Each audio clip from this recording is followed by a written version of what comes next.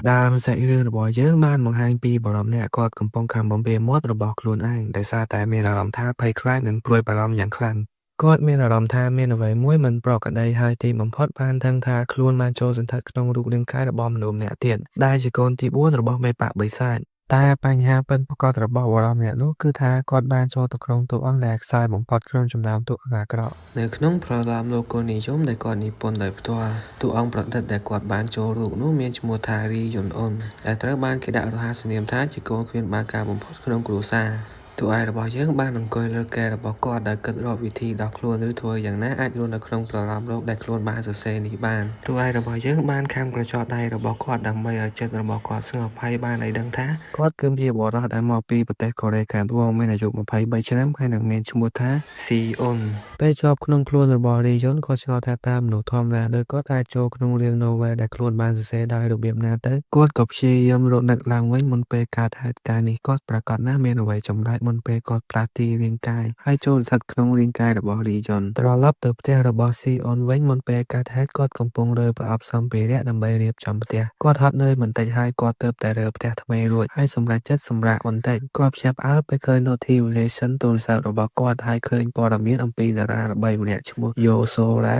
បានជួបឧបទ្ទវហេតុសន្លប់គាត់កំពុងអានអត្ថបទនោះស្រាប់តែប្រអប់មួយរបស់គាត់បានធ្លាក់ហើយមាន laptop មួយនៅខាងក្នុងគាត់ឃើញ laptop នោះបើកឡើងនៅពេលដែលមានការធ្វើឲ្យគាត់រំខានបន្តិចព្រោះថាគាត់ត្រូវសម្អាតវាឡើងវិញម្ដងទៀតបន្ទាប់មកគាត់ក៏ឃើញ file មួយដែលចាប់អារម្មណ៍គាត់ងឿងឆ្ងល់ពេល file នោះលេចឡើងដោយស្វ័យប្រវត្តិដែលមានឈ្មោះថា A Hero សរសេរដោយ Sion គាត់ញញឹមពេលឃើញ file ពេញដោយការចងចាំពីអតីតកាលគាត់នឹកដល់ថ្ងៃទាំងនោះថាគាត់ជាអតីតកាលខ្មៅងងឹតនៃជីវិតគាត់ព្រោះវីរបុរសគឺជាប្រឡោមលោកគុណដាដែលគាត់បានសរសេរកាលពី10ឆ្នាំមុនគាត់មិនជឿថាខ្លួនមិនទាន់បានលុប file នោះទេគាត់ក៏សម្រេចចិត្តអានប្រឡោមលោកដែលមិនទាន់ចប់ដែលគាត់បានសរសេរកាលពីនៅវិទ្យាល័យប៉ុន្តែបន្ទាប់មកគាត់ឃើញអ្វីដែលមិនធ្លាប់ស្គាល់គាត់ឃើញសារមួយដែលនិយាយថាស៊ីអ៊ុនត្រូវត្រឡប់ទៅកាន់ប្រឡោមលោករបស់គាត់វិញពេលគាត់អានសារនោះ laptop របស់គាត់បានបញ្ចេញពន្លឺហើយបើក portal ហើយស៊ីអ៊ុនបានត្រូវបឺតចូលទៅក្នុងពិភពប្រឡោមលោករបស់គាត់ស៊ីអ៊ុនមិនទាំងមានឱកាសជ្រើសរើសតួអង្គដែលខ្លួនចង់ធ្វើផងគ្រាន់តែភ្ញាក់ផ្អើលដែលខ្លាចជារីយន្តទៅហើយប៉ុន្តែគាត់គិតថាប្រហែលជារឿងល្អ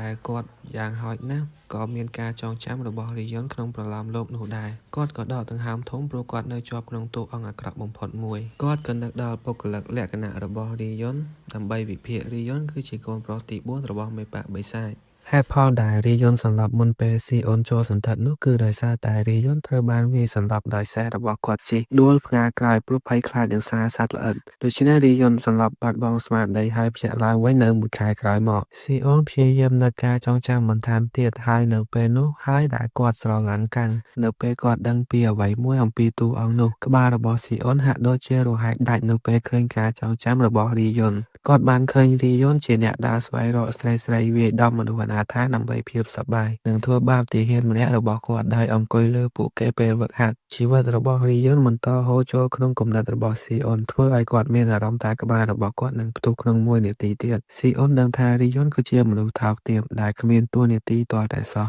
ស៊ីអ៊ុនខឹងសម្បារយ៉ាងខ្លាំងដែលរីយុនថោកទាបជាងការរំពឹងទុករបស់គាត់ប៉ុន្តែចូលសន្ធឹកក្នុងតួអង្គអាក្រក់បំផុតបែបនេះមិនមែនជាបញ្ហាសម្រាប់គាត់ទេគាត់នឹកចាំឈុតមួយពីសៀវភៅរបស់គាត់អំពីជីវិតរបស់រីយុនដែលបានមកដល់ទីបញ្ចប់គាត់នឹកចាំឈុតដែលបំពង់ករបស់រីយុនត្រូវបានអាដោយនរណាម្នាក់ដែលកំពុងប្រយុទ្ធស៊ីអ៊ុនមានការភ័យខ្លាចយ៉ាងខ្លាំងព្រោះគាត់នឹងមានអារម្មណ៍ថាបំពង់ករបស់គាត់ត្រូវបានអាឆាប់នេះហើយគាត់ភ័យសន្សឡានៅលើដីហើយបន្តស្រែកពីការស្លាប់ដ៏គួរឲ្យភ័យខ្លាចរបស់តួអង្គនេះហេតុផលសម្រាប់ការមានវត្តមានរបស់តួអង្គនេះយន្តនេះគឺដើម្បីឲ្យតួឯកសម្រាប់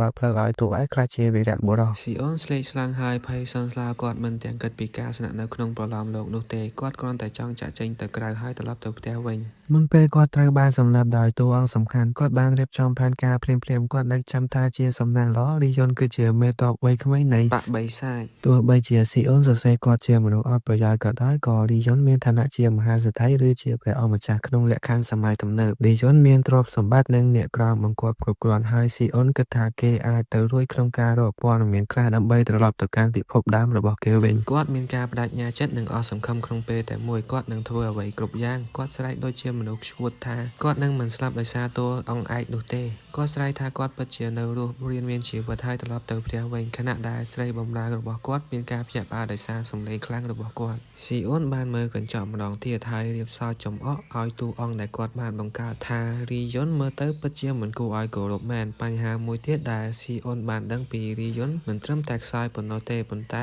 គាត់ខ្សោយខ្លាំងក្នុងចំណោមតួអង្គអាក្រក់ទាំងអស់គាត់ចង់ដឹងពីរាងកាយរបស់រីយន្តគាត់ក៏សាកល្បងប្រើក្បាច់គុណម្យ៉ាងឈ្មោះថាមូកុងដែលជាក្បាច់ប្រយុទ្ធនៅក្នុងមូរីមគាត់ព្យាយាមប្រើមូកុងដើម្បីមើលវាខ្លួនឯងហើយឈរនៅលើដីគាត់ផ្ដោតអារម្មណ៍គាត់មានអារម្មណ៍ថាថាមពលហូរចូលក្នុងខ្លួនរបស់គាត់ហើយនឹកចាំថារីយន្តគឺជាមូកុងដំណរពូជដែលមានឈ្មោះថា Heavenly Well Sword ស៊ីអ៊ុនត្រឡប់ទៅផ្ដោតអារម្មណ៍វិញគាត់មានអារម្មណ៍ថាថាមពលសាស្ត្រកំពុងរុំជុំវិញគាត់ផ្អៀងខ្លួនទៅក្រោយដើម្បីសាកថាមពលគាត់ក៏បញ្ចេញថាមពលដែលរីយន្តមាននៅក្នុងខ្លួនគាត់លោតស៊ីអ៊ុនមានការភ្ញាក់ផ្អើលដែលថាមពលពិតជាដំណើរការប៉ុន្តែសាច់ដុំរបស់គាត់ចាប់ផ្ដើមកន្ត្រាក់ហើយស្រែកពោពេញទៅដោយការជឿចាប់គាត់នៅលើដីហើយមិនអាចបញ្ចេញចលនាបានទេដោយសារតែរាងកាយរបស់គាត់ត្រូវបានចាក់សោគាត់ស្រែកម្ដងហើយម្ដងទៀតដោយការជឿចាប់ស្រីបំរើបញ្ញាប់ចូលក្នុងបន្ទប់របស់ស៊ីអ៊ុនពេលនាងឮចង្វាយរបស់នាងហៅនាងភ័យខ្លាចនៅពេលនាងឃើញចង្វាយរបស់នាងដេកនៅលើដី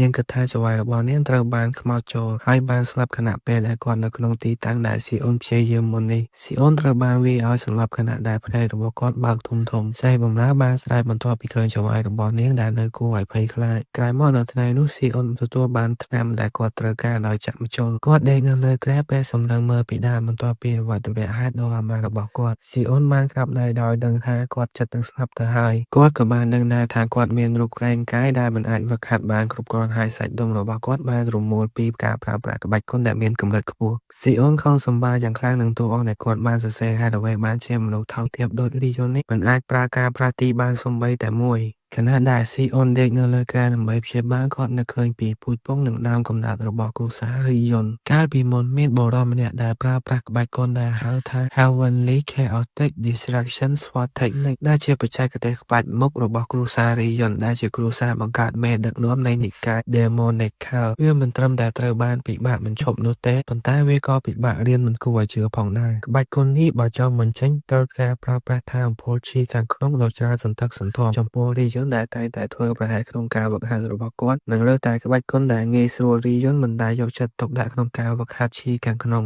ឬការវឹកហាត់ចលនាទេដូច្នេះវាជារឿងធម្មតាដែលតួអង្គគាត់បានសរសេរគឺខ្សោយហើយនោះហើយដែលជាមូលហេតុមនុស្សដូចរីយន្តមិនអាចប្រើប្រាស់ក្បាច់គុណសូម្បីតែមូកុងដែលស៊ីអ៊ុនបានព្យាយាមប្រើប្រាស់មុននេះក៏មិនអាចបញ្ចេញបានស៊ីអ៊ុនមានអារម្មណ៍ថាមានសំណាងអាក្រក់ណាស់ដែលបានចូលសន្ធឹកក្នុងរូបរាងកាយដ៏ខ្សោយបែបនេះបន្ទាប់ពីការព្យាបាលរបស់ស៊ីអ៊ុនគាត់បានជាសះស្បើយហើយដើរចេញពីបន្ទប់សមាធិគាត់មើលមាត់ហើយមិនខ្ជះខ្ជាយពេលវេលារបស់គាត់ទេស៊ីអ៊ុនបានទៅបានអាឡ័យដើម្បីធ្វើការស្រាវជ្រាវគាត់លើសៀវភៅមួយចំនួនហើយខ្លះទៀតក៏បានធ្លាក់ចុះដល់ដីដោយសារគាត់ប្រញាប់ចេញពីពិភពនេះខ្លាំងពេកគាត់ស្វែងរកសៀវភៅដើម្បីមើលព័ត៌មានខ្លះដែលអាចជួយគាត់បានហើយគាត់ភ្ញាក់ផ្អើលគាត់មានអារម្មណ៍ថាមានសំណាងនៅពេលដែលគាត់អាចអានអក្សរចិនបានស៊ីអ៊ុនអង្គុយក្នុងបានអាឡ័យមួយរយៈដើម្បីទទួលបានចំណេះដឹងអំពីនិកាយ Demonical គាត់បានអានថាមនុស្សនៃ Demonical មិនហៅខ្លួនឯងថា Demonical នោះទេពួកគេហៅខ្លួនឯងថា Divine Cal ហើយឈ្មោះពិតប្រាកដរបស់ពួកគេនោះគឺ Sun Moon Divine Cal នៅក្នុងរាជវង្សយាន Sun Moon Divine Cal បានផ្សព្វផ្សាយឈ្មោះរបស់ពួកគេយ៉ាងទូលំទូលាយក្នុងចំណោមប្រជាជនហានដែលកំពុងរងទុក្ខវេទនាពួកគេបានតាំងទីលំនៅនៅទំនាបកណ្ដាលហើយបានក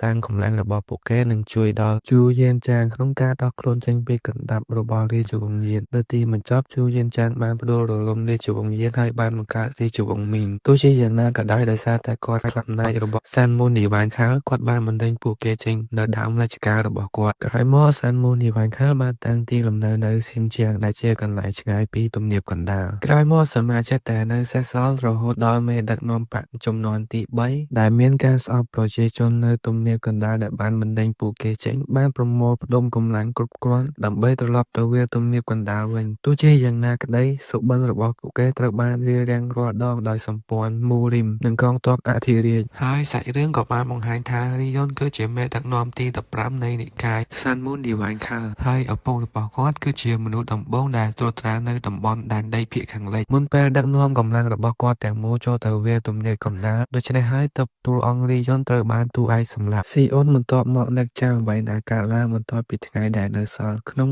ពេលជាមួយនឹងពិធី Heavenly Demonic Festival ដែលនឹងកើតឡើងឆាប់ៗនេះរីយ៉ុនមិននឹងប្រកាសផែនការរបស់គាត់ក្នុងការឈានទៅមុខចូលទៅក្នុងវាទំនាបកណ្ដាលហើយជ្រើសរើសអ្នកស្នងតំណែងស៊ីអ៊ុនដឹងរួចហើយថាអ្នកណាជាអ្នកស្នងតំណែងខណៈពេលដែលគាត់មានអារម្មណ៍ថាចង់វាយខ្លួនឯងព្រោះគាត់ជាអ្នកដែលសរសេរប្រឡោមលោកនេះ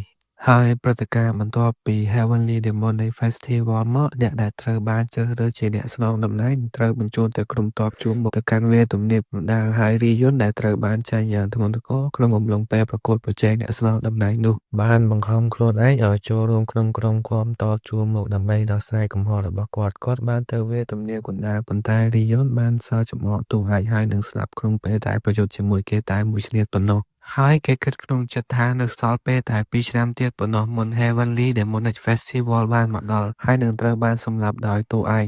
ដូច្នេះគេត្រូវតែរកផ្លូវកិច្ចពីរឿងនេះជាប្រញាប់គាត់ចាប់យកក្រដាសនិងជក់ទឹកខ្មៅស៊ីអ៊ុនបានសម្រេចចិត្តពិនិត្យមើលរឿងរ៉ាវដែលគាត់បានបង្កើតដោយសរសេរអ្វីគ្រប់យ៉ាងដែលគាត់អាចចងចាំពីប្រឡោមរោគរបស់គាត់ជាមុនសិនក្រោយមកមានបុរសចំណាំម្នាក់និងស្រីបម្រើបានដើរឆ្ពោះទៅកាន់ម៉ាន់ដាឡៃហើយបុរសចំណាំនោះបានសួរទៅកាន់អ្នកបម្រើថាតើនាងប្រកាសទេអ្នកប្រុសតូចចង់ជួបគេនៅក្នុងបន្ទប់សិក្សាស្រីបម្រើឆ្លើយថាត្រូវហើយពួកគេទាំងពីរមានអារម្មណ៍ថាចម្លែកដែរមនុស្សដូចរីយ៉ុនកំពុងស្ថិតនៅក្នុងបន្ទប់សិក្សាស្រីបម្រើបាននិយាយបន្តថានាងយល់ថាកាន់តែចម្លែកដែរភ្លាមបន្ទាប់ពីអ្នកប្រុសតូចរបស់គេបានភ្ជាប់ពីរំលែករីយ៉ុនបានស្រែកយូរមកហើយនៅក្នុងភាសាដែលនាងមិនអាចយល់ហើយឥឡូវនេះគាត់បានសរសេរអ្វីមួយនៅរយៈពេលជាច្រើនមកដូចជាគាត់កំពុងយកចិត្តទុកដាក់លើការសិក្សារបស់គាត់យ៉ាងខ្លាំងបុរសចំណេះមានការភ្ញាក់ផ្អើលដូចជាអ្វីដែលកើតឡើងចំពោះអ្នកប្រុសតូចរបស់ពួកគេគឺជាអពុទ្ធហេតុមួយគាត់និយាយមិនចេញមួយផ្លែព្យាយាមស្រមៃអ្នកប្រុសតូចរបស់ពួកគេកំពុងមើលទៅសំលុំបន្តិចហើយបុរសចំណេះបានប្រាប់ស្រីបម្រើនាងអាចចេញទៅបានហើយកុំនិយាយអំពីការដែលរីយ៉ុនព្យាយាមសិក្សាទៅកាន់នរណាម្នាក់បុរសចំណេះបានធ្វើដំណើរទៅដល់មុខបន្ទប់របស់រីយ៉ុន